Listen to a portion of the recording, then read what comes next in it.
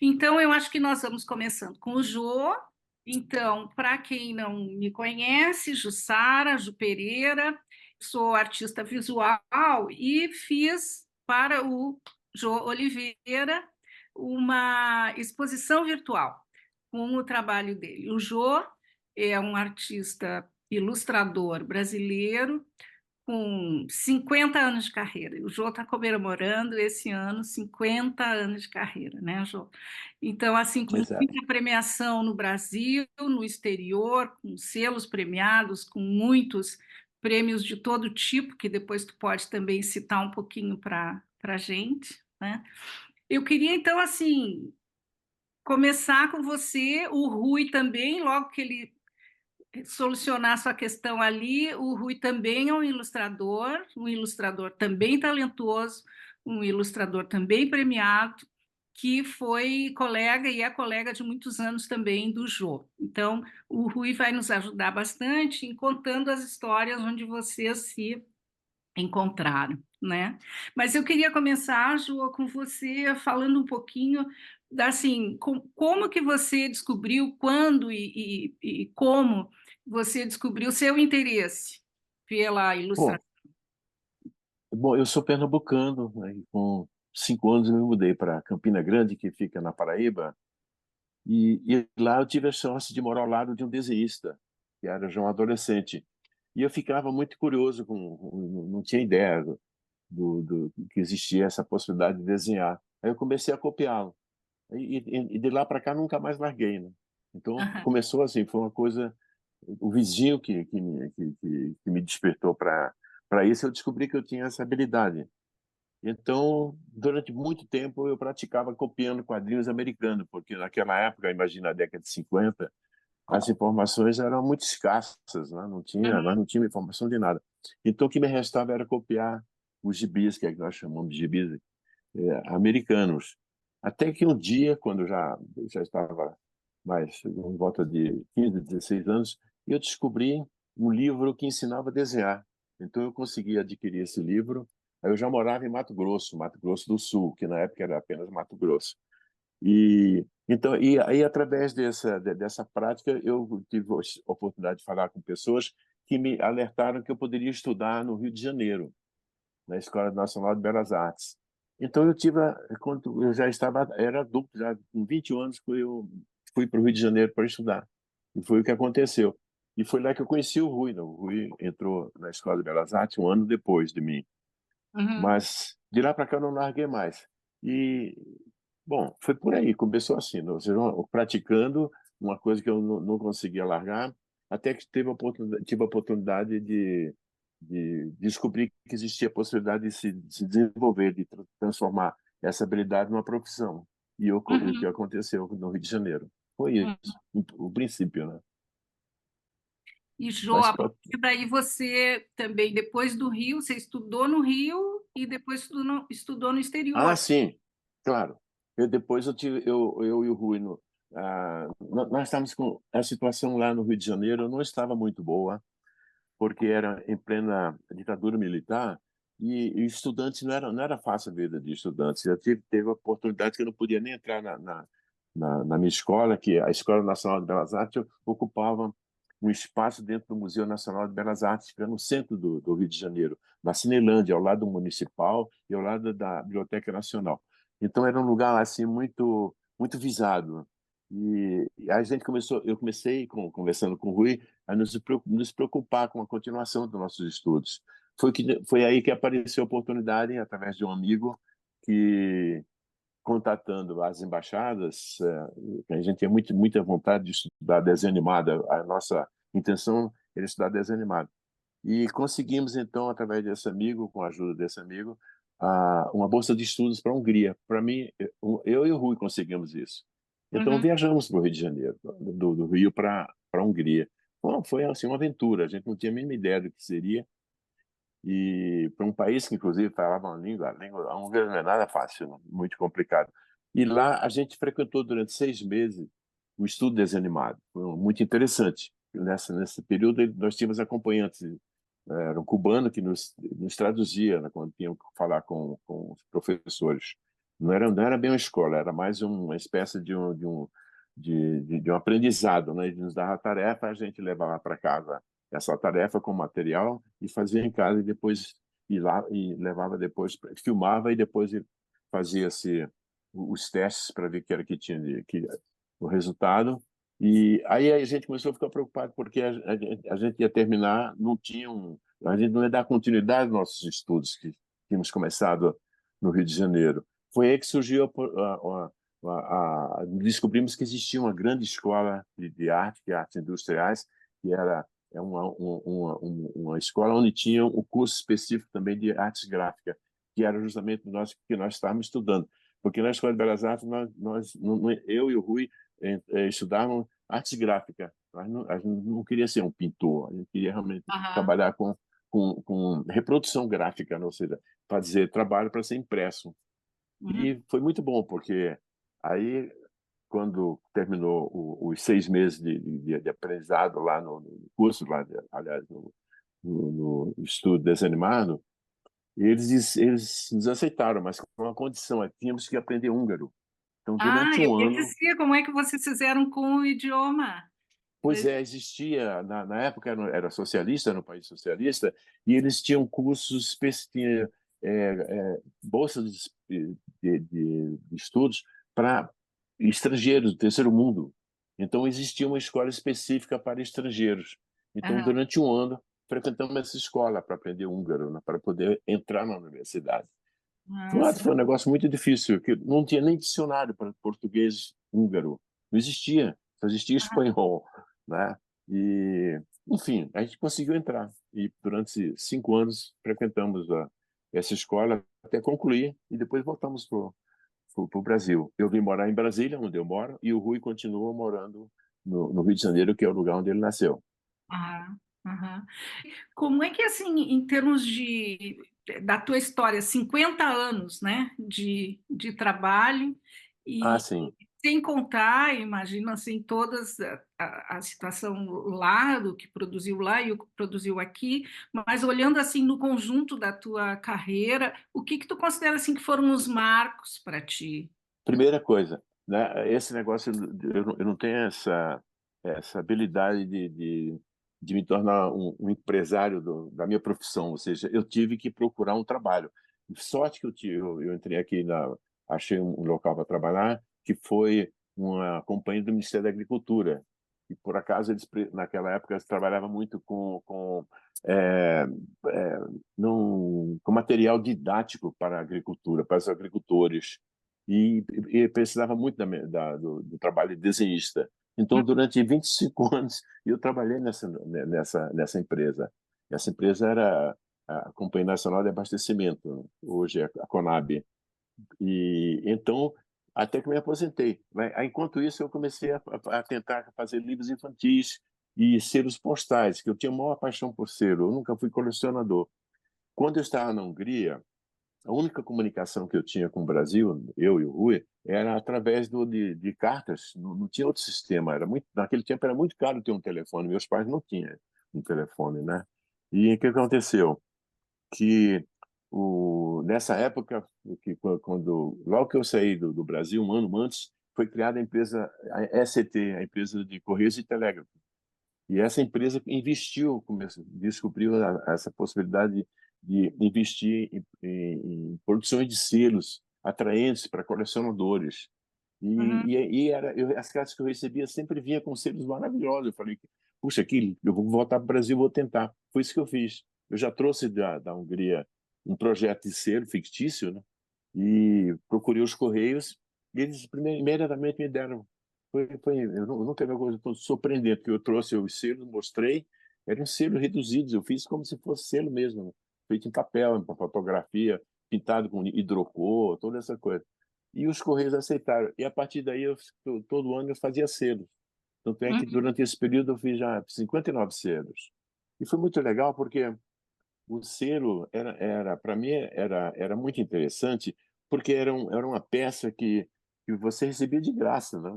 E Uhum. as edições eram espetaculares naquela época, era 2 milhões de selos, por exemplo, cada selo que eu fazia. Uau. Imagina quantos milhões de selos eu fiz. E aí comecei a receber prêmios. Eu recebi 4 vezes o melhor selo do Brasil e 2 vezes os Correios ganharam o troféu de melhor selo do mundo na cidade de Asiago, na Itália, num evento internacional. E foi por aí. Então, agora faz uns 9 anos que eu não faço selos, mas uns 2 meses atrás me chamaram para fazer selos. A partir de setembro eu vou ter que discutir com eles como é que Olha, interessante, porque assim, ó, eu ia até te perguntar como é que era o teu sentimento sobre isso, porque outro dia fui no Correio e em Florianópolis, e eles disseram que não tem mais selo. O Brasil não tem Pois mais. é, O Brasil isso foi aboliu. surpreendente. Isso foi, sabe o quê? Porque bom, com a chegada da internet acabou, ninguém escreve mais carta, né? É uma Isso é coisa verdade. inusitada. Os Correios trabalham mais com pacotes, com entrega de encomendas. Então, E- o que aconteceu foi que, quando me chamaram, eu até fiquei surpreso. Eu falei, puxa, vocês já fazem selo? Sim, fazemos, mas fazemos para colecionadores. As tiragens que eram de 2 milhões passaram a ser 25 mil. Já pensou? 25 mil, Uau, né? perfeito. Passou mais para ele, porque esse negócio do colecionismo é uma coisa muito tradicional. E no Uhum. mundo inteiro se continua colecionando selos, né? Continua tendo os colecionadores. O pessoal da Uhum. antiga. Eu acho que os, os jovens já nem sabem o que é selo mais, né? Não tem a É, mínima ideia. é.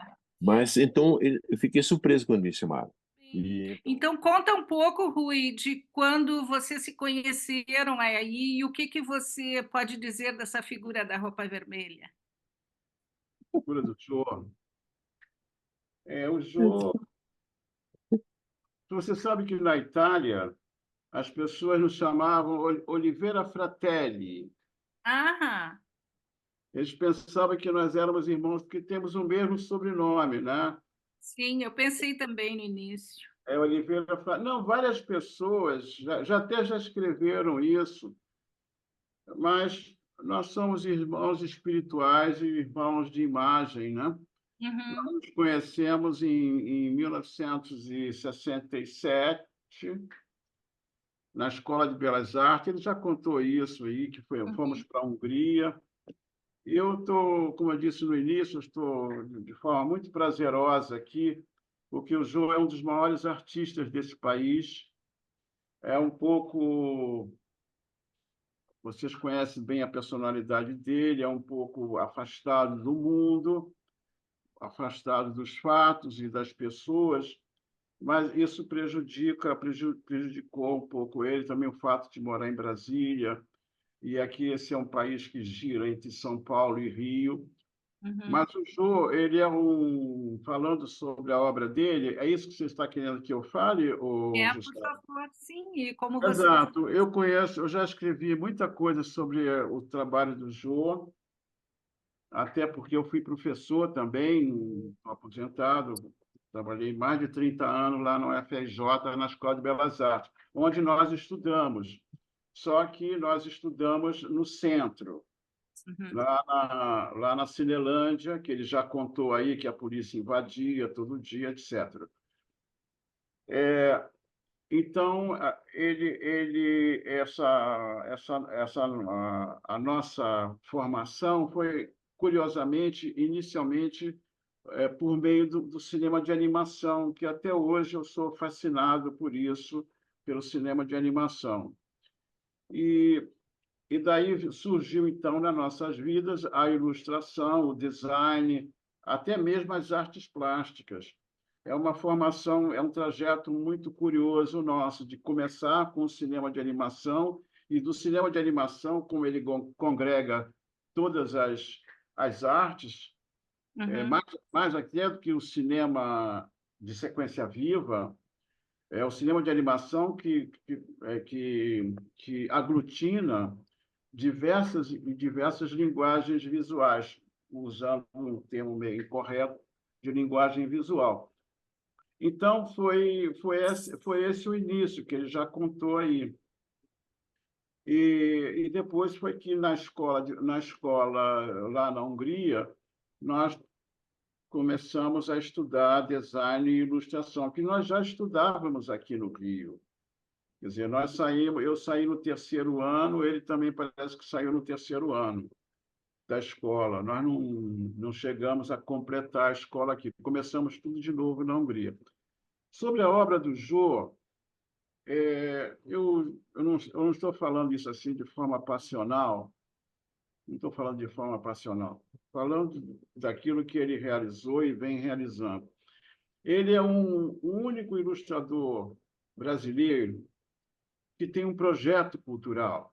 Isso é muito importante. Vou até repetir, porque isso pode ser gravado e eu assumo totalmente o que eu estou dizendo.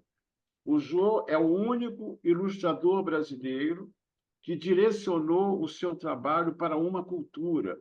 Eu sempre digo para ele o seguinte: Jô, nós somos ilustradores brasileiros, você é ilustrador do Brasil. Ele tá me ouvindo, Jô? Está me ouvindo? Faz assim. Estou te ouvindo, não. Eu não posso Assim. dizer nada, não. Posso... Não, deixa comigo. Então o Jô é um caso ímpar. É um caso ímpar. Isso tem um lado, como tudo na vida, tem um lado positivo e um lado negativo também. O lado positivo, para mim, é o que interessa. Ele tem esse projeto cultural e não abre mão disso, não abre mão dessa cultura, não abre mão desse imaginário que ele vem trabalhando nisso desde a Escola de Belas Artes. Isso é que é importante dizer. Isso aí não surgiu na vida dele de forma extemporânea, de forma atemporal. Não, isso é de forma temporal. Isso já sempre existiu no Jô, esse trabalho. Eu me lembro que na Escola de Belas Artes, um dos primeiros desenhos que ele fez foi sobre Lampião. E o professor de desenho não gostou daquilo. Achou uma coisa assim de quadrinhos, ilustração. Existe sempre esse preconceito contra a ilustração, que é muito facilmente descartável. Basta dizer que as grandes civilizações no mundo surgiram da arte narrativa. A civilização grega, a civilização mesopotâmica, a indiana, enfim, todas as grandes narrativas foram visuais, inicialmente visuais até, ou surgiram de forma concomitante, de forma paralela, como foi o caso da Ilíada e a Odisseia. Enfim, então, essa questão da narração e da ilustração foi muito mal compreendido, até hoje ainda muito mal compreendido.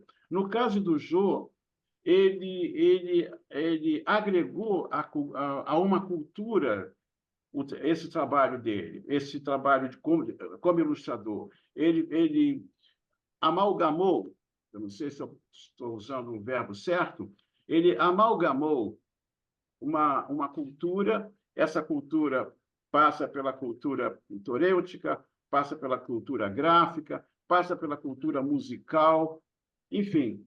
Eu acho que talvez essa, na minha leitura, seja a maior contribuição que o Jô trouxe à ilustração brasileira.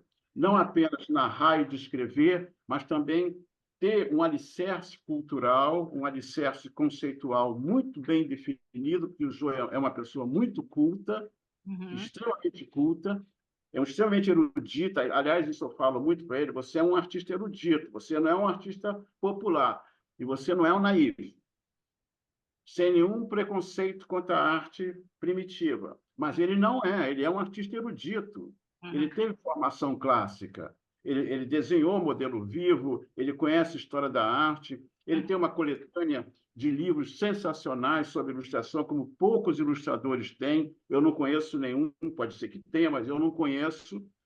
Então, o Jô é uma pessoa extremamente formada, extremamente cultural, culto, e que trouxe para a nossa ilustração uma contribuição inestimável.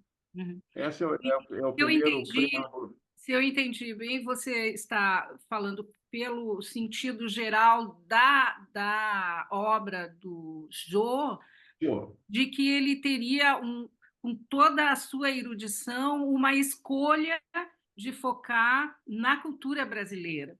Sim, Na Sim. cultura, Então não só explica isso. popular, mas na cultura brasileira, de modo geral. Quer dizer, é uma escolha e talvez natural, intuitiva, e por toda a história que o Jô tem, de ter esse foco, né? Exato. Ele como... Porque existe uma diferença realmente muito grande entre modernidade e tradição. Uhum. O senhor juntou essas duas coisas no trabalho dele. Às vezes eu digo para ele assim, rapaz, você é o Suassuna da ilustração. Na Aham, verdade, ele é o Suassuna da ilustração. Ele não aham, aceita isso, mas ele é o Suassuna da ilustração. A maneira como o Jô trabalha é uma maneira extremamente erudita. uhum, Ele não é um artista, é, ele não é um artista do povo, nem tampouco um artista popular. uhum. Aí temos que fazer essa diferença entre arte do povo e arte popular, né? Ele caminha no meio, ele é o caminho do meio. Ele é o caminho do meio. Ele é Ótimo. um, ele é um vitalino que teve escola, que teve que conhecer a arte italiana. Até Aham, porque uma coisa muito interessante, Jussara, que as pessoas não passam ao largo quando estão vendo o trabalho do Jô, é a relação que ele tem com a arte russa, com o Lubok. O Lubbock, se você estudar o Lubbock, é o que o Jô faz.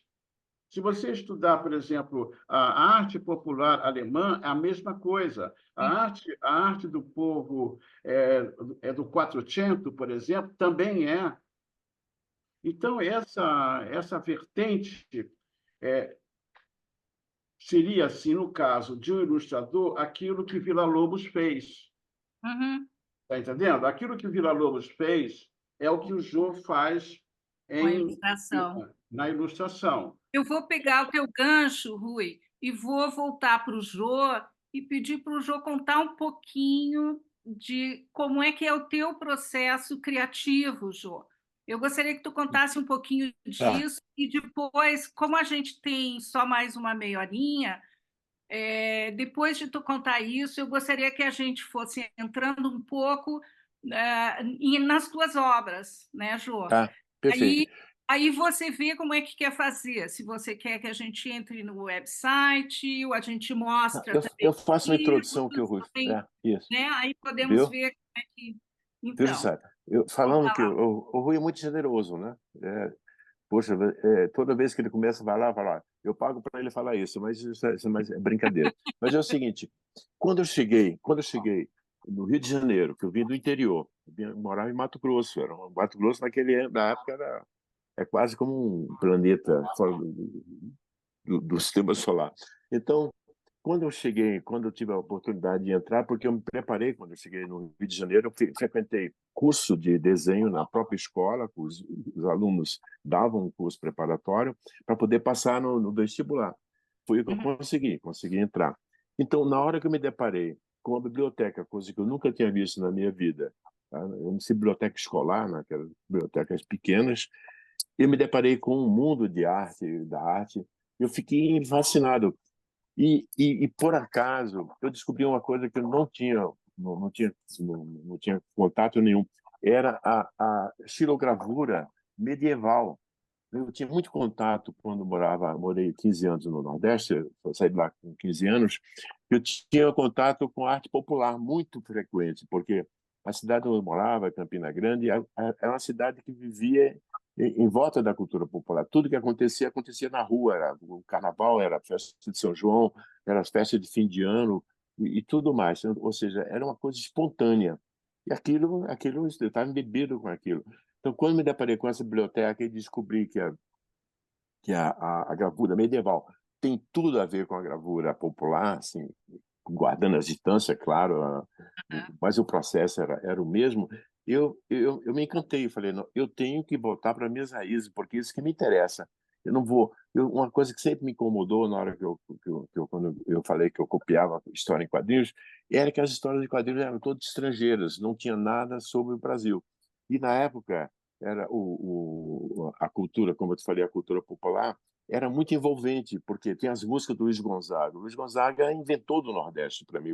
As músicas do Luiz Gonzaga que ele fez com seus parceiros, era uma tradução daquilo que a gente se via no dia a dia. Então, eu tentei ir atrás disso.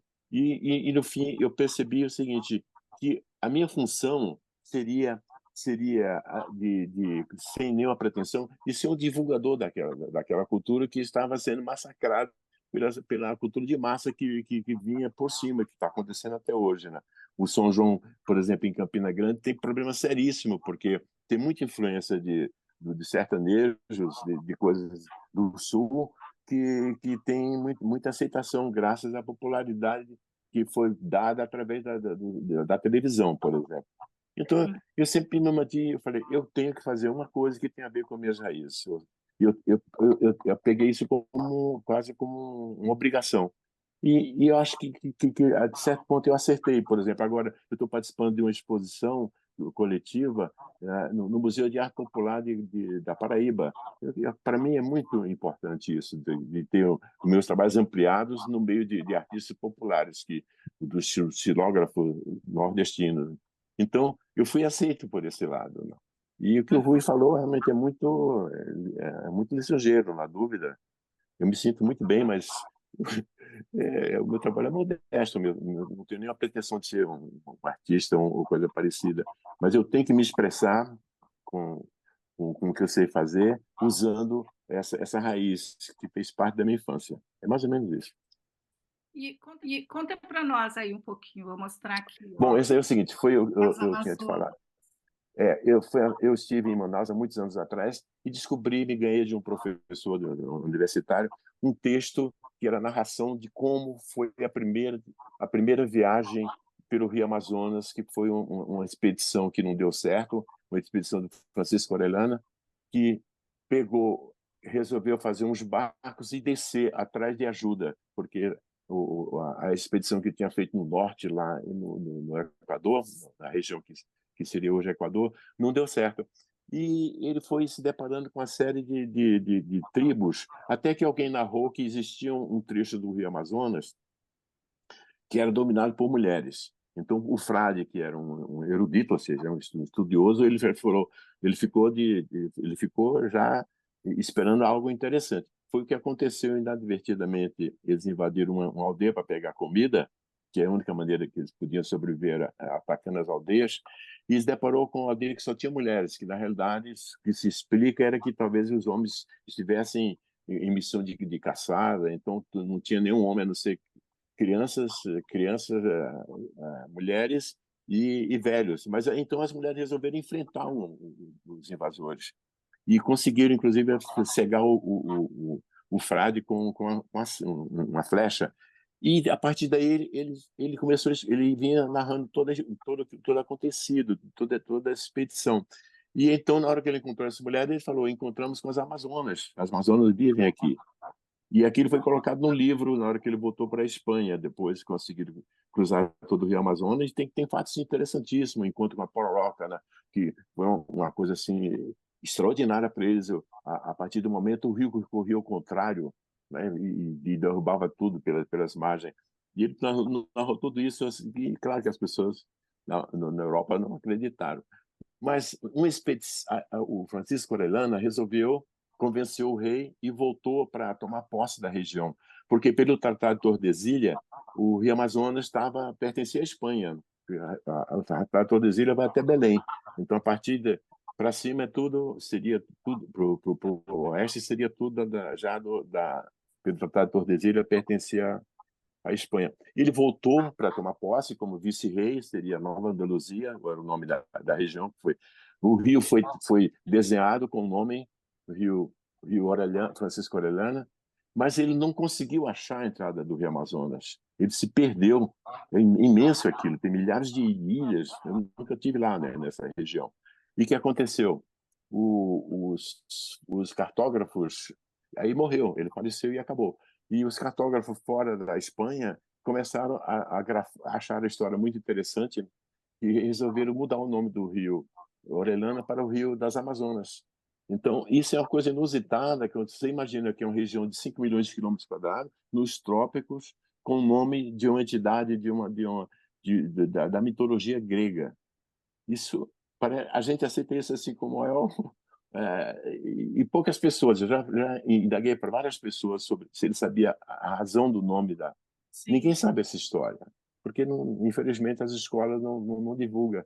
E essas coisas inusitadas me interessam sempre, não só o folclore, mas também o livro de história. Você tem aí um livro com você que é sobre a visita do presidente Roosevelt e uma expedição que ele fez com o Então, é Rondon. um outro também, não é? Isso é, exatamente isso aí, né? Eu falei que o Roosevelt é de origem holandesa, e isso foi uma expedição feita em 1914. E eu achei tão interessante isso também, porque eu descobri uma vez vendo o mapa que existia um rio de mais de 1.000 quilômetros com o nome Roosevelt. E aí eu fui atrás. Aí um dia eu me deparei com um livro do Roosevelt contando a história, contando essa história dessa expedição. Então, eu não conseguia foto, eu fui na embaixada americana, porque eu tinha, 2 anos anteriores, eu tinha feito tinha participado de um encontro lá nos Estados Unidos, e eles me deram uma bolsa de estudo de 12 dias, e eu passei uma semana, 10 dias, 12 dias, aliás, fazendo pesquisa sobre o Roosevelt, e peguei todas as fotos com a National Geographic. Eles me deixaram copiar um livro que tinha mais de 100 fotos, e eu fiz esse livro. Então, essa parte da história é muito interessante, me interessa muito a história do Brasil também, né? E também coisas como recentemente, não tão recentemente, mas uns 10 anos atrás, eu descobri através de um livro que traduzido pelo Mário Quintana, que era Contos do Shakespeare. E a partir daí, quando eu li esses contos, eu fiquei para trás. Eu não conhecia a obra de Shakespeare, eu nunca li, eu não tinha paciência de ler textos de como é que chama, teatral, impresso, porque só tem muito diálogo. Aquilo, para mim, não era muito interessante. Mas quando caiu essa versão traduzida pelo Mário Quintana, que são narrativas de algumas páginas, né? Na realidade, um resumo, eu fiquei para trás. Eu falei, isso aqui é cordel. Eu tenho uma paixão tremenda pelo cordel. E eu fui atrás de autores de cordel, que muitos são meus amigos, e eles fizeram versões. E eu fiz, então, pelo menos 7 livros sobre a obra narrando a obra de Shakespeare, aliás, ilustrando a obra de Shakespeare, narrada em cordel.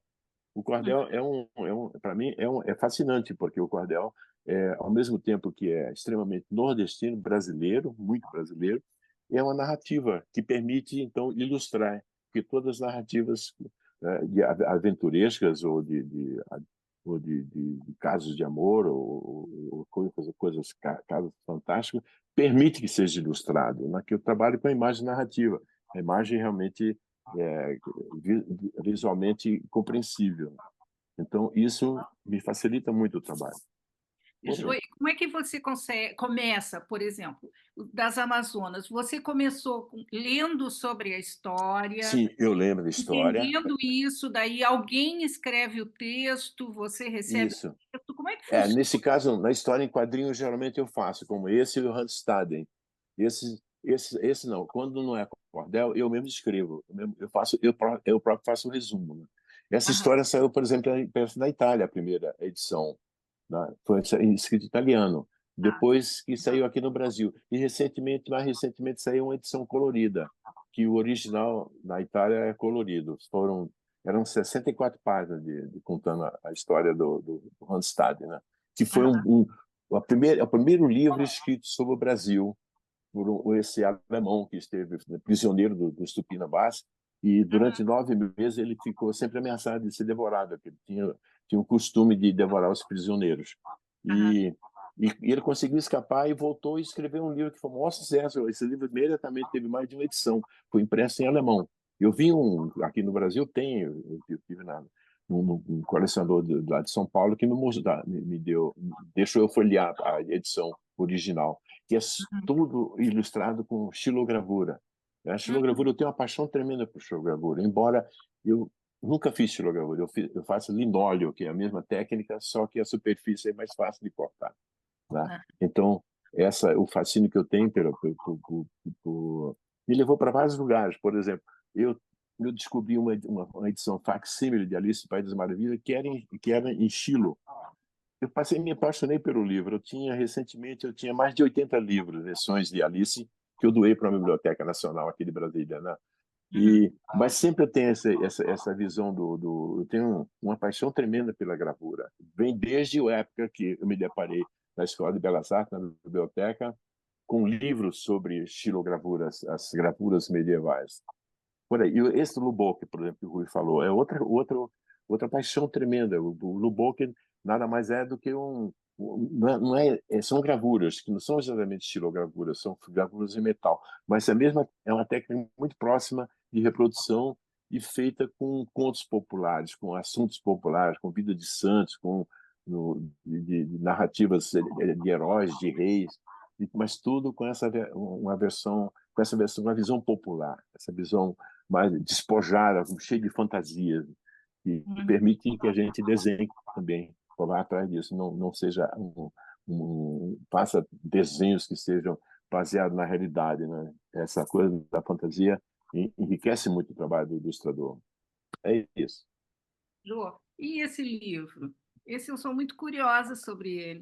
Esse livro eu estive com o meu amigo, o Rogério Andrade, estivemos foi um convite da embaixada brasileira de Angola, que tinha uma feira de livro lá. Inclusive, era eu e o Rui, mas o Rui tinha outro problema para resolver. Na época ele era professor, então não conseguiu se afastar. Aí eu convidei esse meu amigo, ele é do Rio de Janeiro, é um escritor que sempre trabalha com textos sobre a África, e ficamos lá uma semana. E ele recolheu esses contos com encontro com as crianças, ia nas escolas, trocava ideias com as crianças e pedia que as crianças contassem história para ele. E ele foi anotando tudo. E quando voltou, fizemos não só esse, fizemos uns 3 ou 4 livros, todos com coisas da África, né? Foi Uhum. isso. Jô, conta um pouquinho também, porque você tem um trabalho todo com crianças, né? Um trabalho educativo. Talvez você e depois o Rui também possa contar um pouquinho desse seu trabalho. Porque eu sempre o seguinte, como ilustrador também, o meu público é o público infantil juvenil. Eu não tenho muita coisa para falar para adultos, eu tenho coisas para falar para a escola. Esse público escolar é muito são pessoas que acreditam no que a gente fala, né? Então, isso é muito importante, você chegar diante do público, de um público e contar a história e esperar a reação, as reações são sempre muito positivas, e isso me estimula muito, trabalhar com o público infantil e juvenil. É sempre aqui sempre é convidado para a escola, por exemplo, a oportunidade de várias feiras, né? Feiras, inclusive, em vários estados. Teve uma época que era muito comum nos convidar para ir para fazer palestra, para dar aula, além da palestra, dar aula de desenhos, mostrando como é possível desenhar. Enfim, é um público especial, é um público que eu me sinto muito bem Uhum. falando com eles, né? E trabalhando para eles. E Rui, esse aqui, esse livro. Esse é o seguinte, bom, esse eu quero te falar assim, nós pernambucanos, nós temos um fascínio pelo Maurício Nassau, porque esse Maurício Nassau foi um invasor, né? Porque ele foi o governador do Nordeste durante 7 anos e ficou em Recife.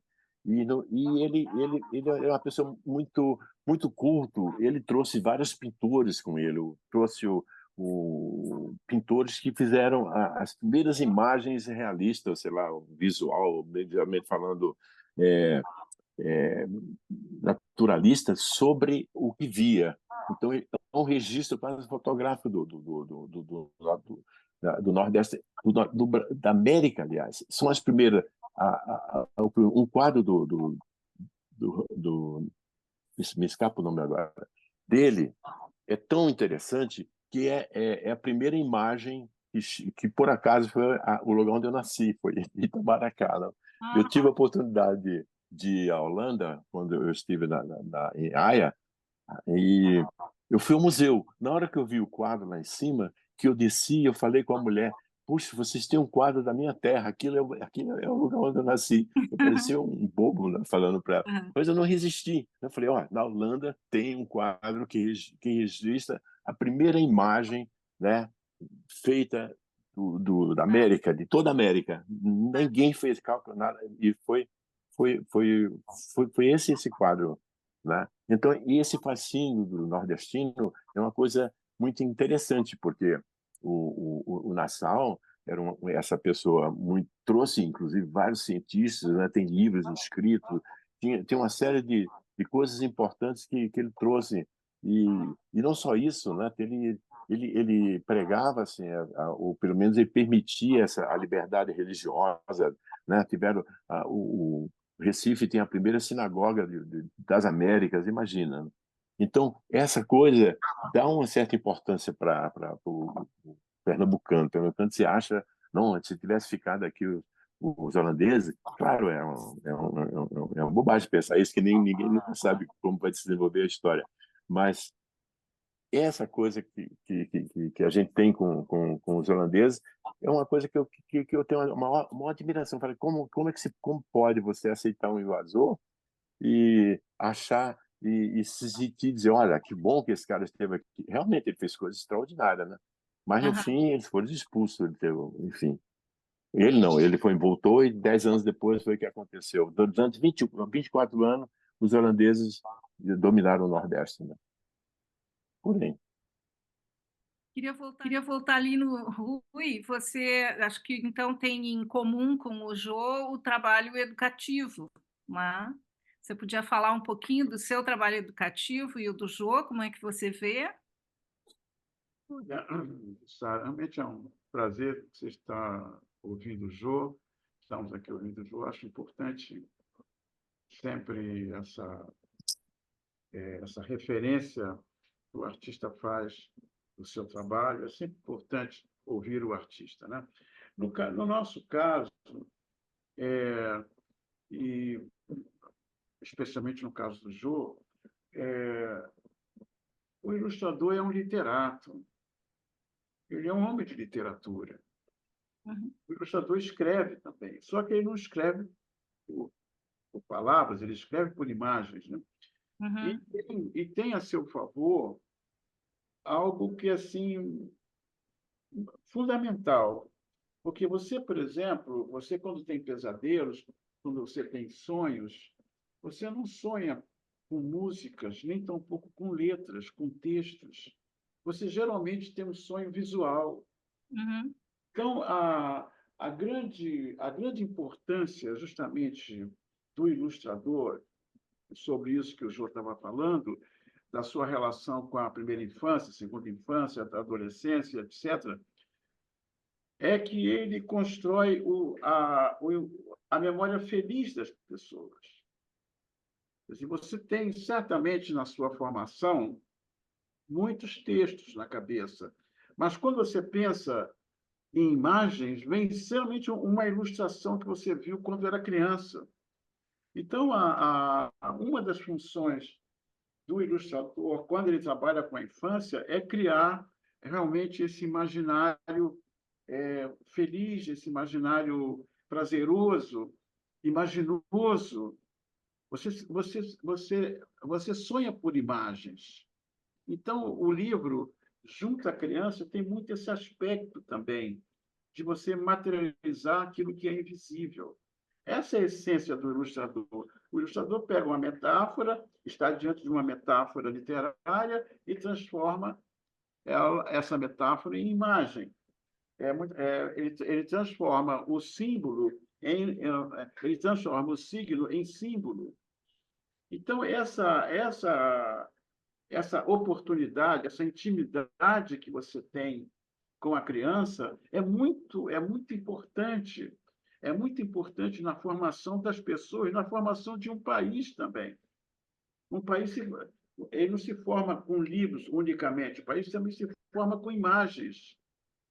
É o imaginário tangível Uhum. faz as grandes civilizações, como eu acabei, como disse ainda há pouco. E aqui O nosso trabalho, especialmente o trabalho do Jô, ele trabalha muito com esse imaginário de uma região, de um povo, porque você, quando está falando do seu quintal, assim dizia Tolstói, você está falando da humanidade também. Quer dizer, o fato de você setorizar, por exemplo, o Nordeste, não quer dizer que você está enfatizando unicamente o Nordeste. Você está enfatizando a alma de um país. E a alma de um país é dada pelos artistas. E a forma dessa alma é dada pelos artistas plásticos, pelos artistas visuais, esses que se dedicam a isso, né? Eu não estou dizendo que as artes plásticas têm essa função, mas ah, é, muito dos sonhos de um país surgiu de imagens que foram criadas pelos ilustradores. O Brasil está cheio de exemplos disso. Eu até hoje me lembro das imagens de Belmonte, eu me lembro das imagens de J.U. Campos, e tantos outros. Por exemplo, o livro que eu acho um livro tão importante quanto Geografia da Fome, quanto Casagrande e Senzala, quanto lá o livro sobre a guerra da agora me esqueci lá do Euclides da Cunha, Os Sertões. Esses livros são, digamos assim, são monumentos de um país, de uma cultura. Para mim, tinha que ser incluído também aí um livro chamado O Brasil pela Imagem, que foi desenhado pelo Sete. O Sete passou 5 anos desenhando esse livro. 5 anos desenhando esse livro. Ele termina durante a guerra e morre em 48 ou 49. Esse livro é monumental como imagem. Esse livro assim é uma espécie assim de uma heráldica do país e feito por um ilustrador. A história do Brasil até o Getúlio Vargas é contada pelo Sete, que é o Álvaro Marins, né? O Sete era sobrenome, era pseudônimo dele. É uma saga que ele trata do país, que ele trabalha com o país desde a sua formação até nossos dias, como nenhum escritor fez. Então, quer dizer, eu acho, na minha opinião, que um dos livros mais importantes sobre a civilização brasileira foi realizada por um ilustrador chamado Álvaro Marins, que publicou o livro. Esse livro era dado por Getúlio Vargas, nosso grande presidente, desculpe assim essa ênfase, nosso grande presidente, inigualável presidente. Eu tenho esse braço aqui, graças a Getúlio Vargas. Então, ele vai até Volta Redonda, quando o Brasil construiu uma siderurgia com o sonho de ser um grande país. E Getúlio Vargas encarnava isso. Pois bem, ele vem desde o descobrimento do Brasil até Getúlio Vargas. É um livro gigantesco, é um livro monumental que, era dado por Getúlio Vargas para os alunos melhores, os melhores alunos das escolas primárias. Ele dava de presente e ele assinava. Eu vi isso. Ele assinava a dedicatória com o nome do aluno, Getúlio Vargas. Então, essa importância da imagem, ela transcende muito a questão da literatura, porque ela abarca aquilo que é o mais íntimo de um ser humano, que é o seu sonho.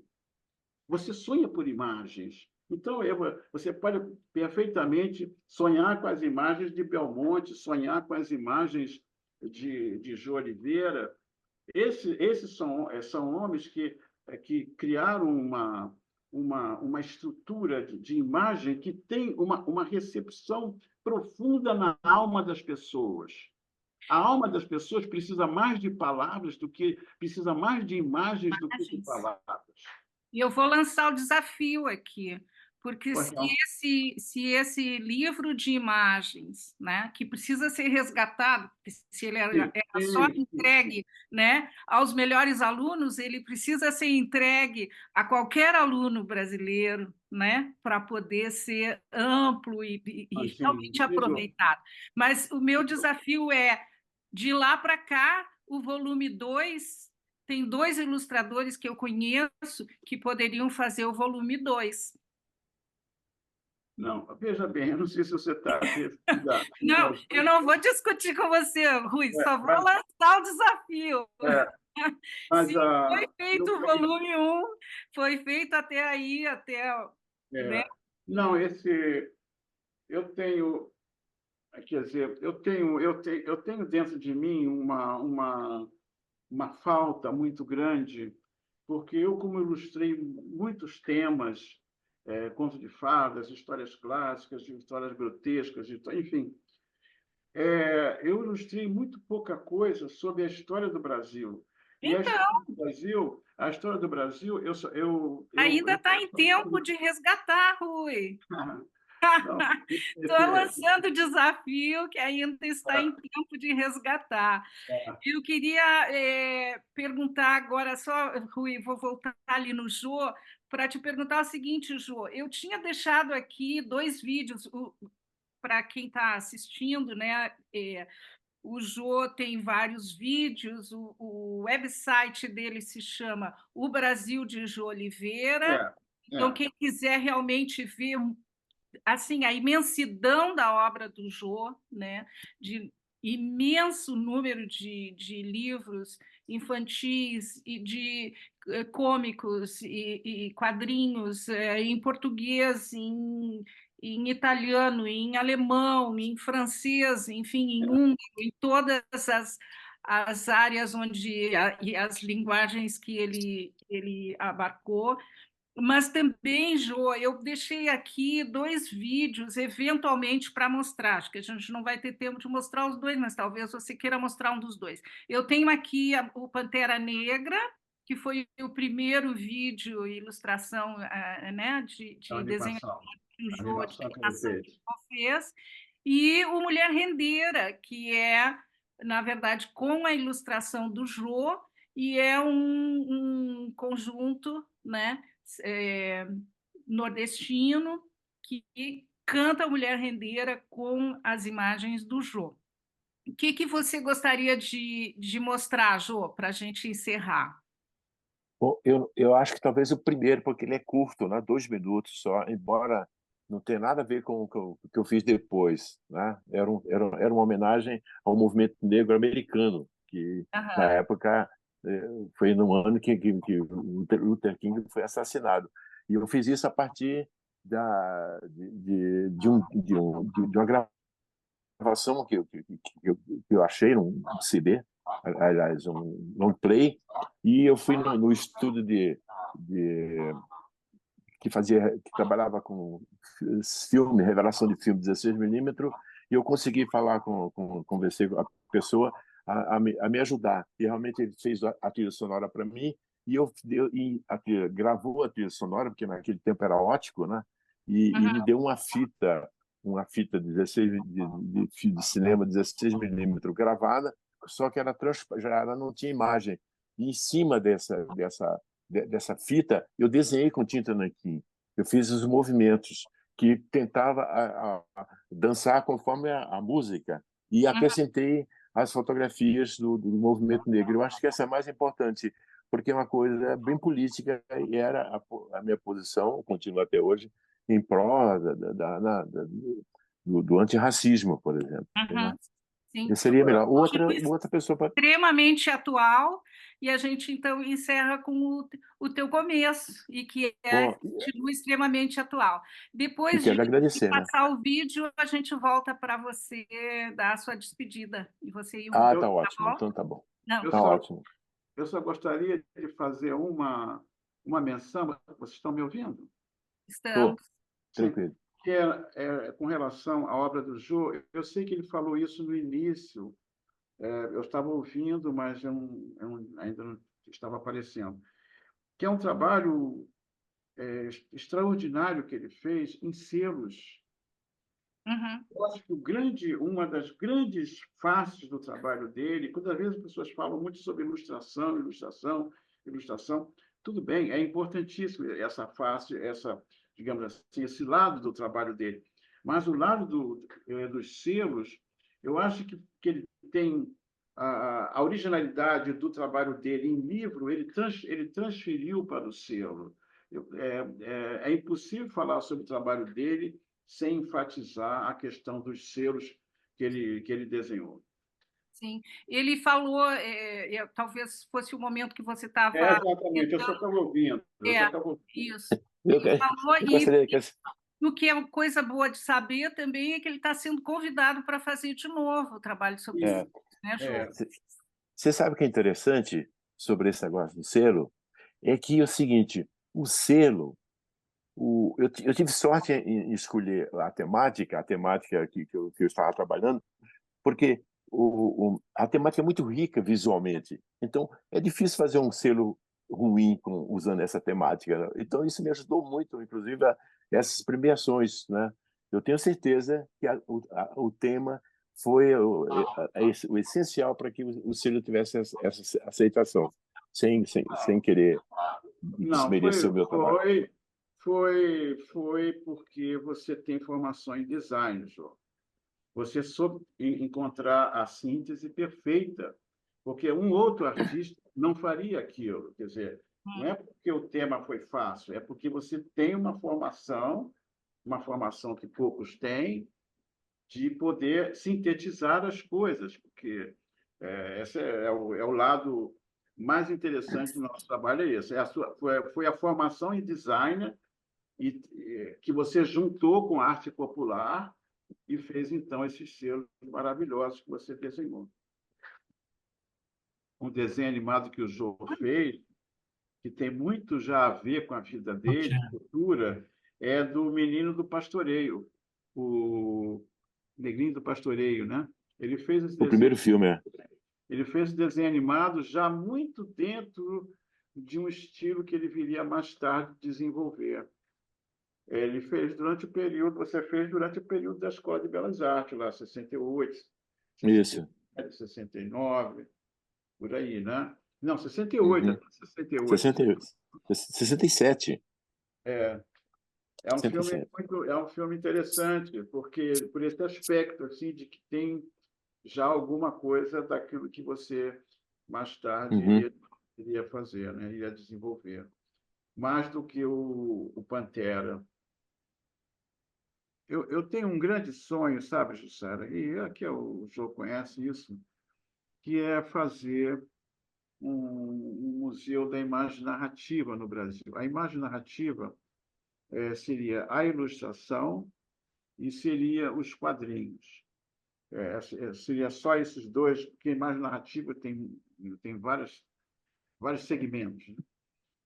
E em todos os países que você vai, tem sempre um museu disso. O Brasil aqui, nós não temos um museu de imagem narrativa. Uma, o que, mesmo o MIS, por exemplo, não é um museu, é um museu da imagem e do som. Nós não temos realmente, como tem. Você chega em qualquer país, você encontra Você vai na Holanda, você encontra um museu do Pieck. Mas, gente, acho que eu vou ficar devendo para vocês, porque nós não conseguimos resolver o talvez pelo website do Jô. É, Vamos ver. não, já foi muito bom você ter feito, queria te cumprimentar e você ter feito essa exposição com o trabalho do show e você também ter feito essa live agora com o trabalho dele. Eu acho que isso é muito importante e todo artista precisa divulgar o seu trabalho, mesmo aqueles assim que são avessos a isso, ele precisa divulgar o seu trabalho. Então, eu queria te parabenizar por isso, por essa iniciativa de colocar um ilustrador numa galeria. Que uma vez eu fiz uma exposição na Funarte, até o Jô se lembra que ele estava presente, E Uhum. uma pessoa foi lá e falou assim, mas isso aí é arte? Ele achou estranho um ilustrador estar numa galeria de arte. Uhum. Então é isso. Bom, eu, Precisa. eu posso agradecer, então, É, primeiro, né, eu achei, foi muito importante para mim, não há dúvida, que, né, afinal de contas, 50 anos que eu completo agora em agosto, e meu primeiro trabalho impresso, que saiu na Itália, História em Quadrinhos. Bom, e agradecer a Jussara por ter me permitido isso, que eu fizesse essa exposição, né? Eu acho que foi uma coisa muito generosa de sua parte fazer, me convidar para fazer a exposição. E estamos aí, né? E outra coisa é agradecer o Rui, que eu acho que o Rui é extremamente generoso, fala muito bem do meu trabalho, isso me dá assim, uma força tremenda. E eu quero dizer que eu já falei isso para ele também muitas vezes. Ninguém é melhor do que ele na ilustração brasileira, né? E olha, inclusive aqui minha bateria está indicando que já está fraca a bateria, já está Opa, acabando. Mas tá bom. muitíssimo obrigado. E vamos continuar, né? Vamos continuar nossos contatos. E para mim é só isso. É pura gratidão, tá bom? Não, eu que gostaria de agradecer todos que vieram, né, assistir, conhecer o teu trabalho, Jô, e dizer que a galeria virtual, a exposição virtual continua, né, pela plataforma da Kunstmatrix até o meio de agosto, né, então ainda pode ser acessada para quem não viu. E fico devendo o vídeo, mas o website, de novo, o website do Jô, através do nome dele, se for Jô Oliveira Ilustrador, É, você encontra um mundo inteiro. E o nome do website é O Brasil de Jô Oliveira. visolive.com.br, Tá, tá né? bom. E .com.br. aí ali vocês têm não só o vídeo da Pantera Negra, como o da Mulher Rendeira, com né, a ilustração. Tem vídeos que o Jô mostra como é que é o processo criativo dele, enfim, tem uma série de vídeos interessantes e todo o conjunto da obra do Jô está lá, os prêmios, enfim. Então, eu aconselho quem quiser realmente conhecer um pouco mais. E, de novo, foi com, assim, de coração que eu fiz a exposição virtual e me deu muito prazer de fazer, e o prazer maior foi de poder conhecer vocês dois. Então, muito não, obrigada a todos. Muitíssimo obrigado. obrigado. Muito, Um muito, muito abraço. obrigado. Abraço. Tchau, João. Tchau.